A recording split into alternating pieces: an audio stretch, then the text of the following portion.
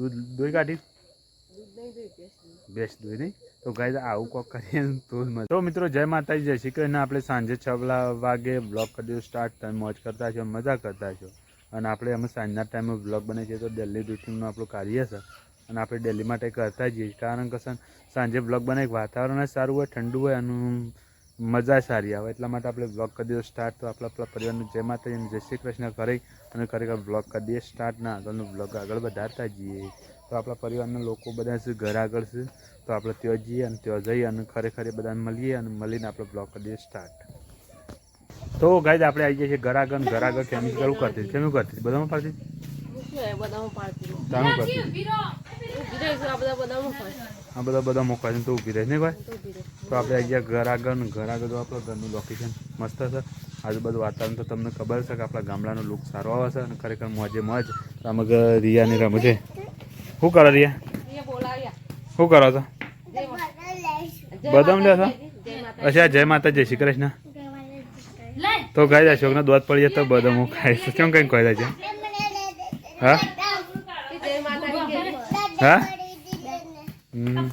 તો ગાય અશાંત તો નવા દોત આવી જાય એ તો સારું કહેવાય કે જૂના પડી જાય નવા આવી જાય મજબૂત દોત આવે.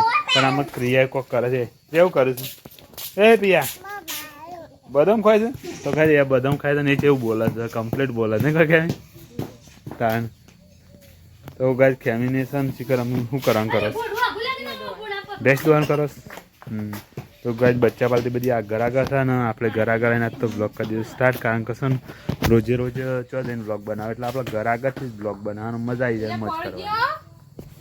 ગાય છે ને પિયર મમ્મી છે ને ભેંસ દોવા માટે ભેંસ સમાઈ જઈ છે ને આપણે આવી ગયા છે પહાણ. કારણ કે છે ને એ ભેંસ દોવાઈ હતી ને આપણે છે ને કણ આવી ગયા.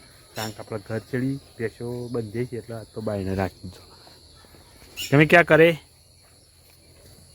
હા ભેંસ દોવું છે તો ગાય કેમ ભેંસ દોવા બે છે ને સોજે અમે 7 વાગી ગયા. કારણ કે જો હું એક ના આવું ને તો ગાય કેમી કહેતા હોય ના આવતા ને ભેંસ ફરી જાય તો આપણે ના જવાય. કારણ કે ભેંસ ફરી જાય ને તો એનું વગા આવે. તો ગાય કેમી ભેંસ દોવા છે જો ગાય સાંજે 6-7 વાગ્યાનું વાતાવરણ કેટલું મસ્ત થઈ ગયું છે. તો આપણે 6 વાગે બ્લોગ કરી સ્ટાર્ટ. સાંજે 7 વાગી ગયા છે એટલે આજ તો વાતાવરણમાં બધું ચેન્જિંગ થઈ ગયું છે. કારણ કે વાતાવરણ એ બધું પીળું છે અને એકદમ પીળું વાતાવરણ ને એટલે આપણે રિઝલ્ટમાં આવું રહે. કારણ કે આજના બ્લોગ આપણે આમ તો વહેલા 5 વાગે કરતા એની જગ્યાએ અમે 6 વાગ્યા તો લેટ પડી જાય. કારણ કે થોડું ઘરનું કામ હતું ને એટલા માટે.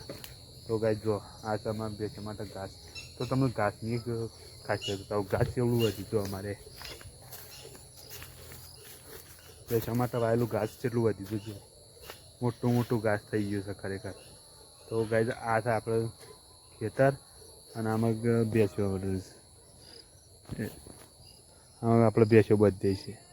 તો ગાય જો ઓયથી ઘાસ લઈ દઈ અને ત્યાં નાખી દેવાનું.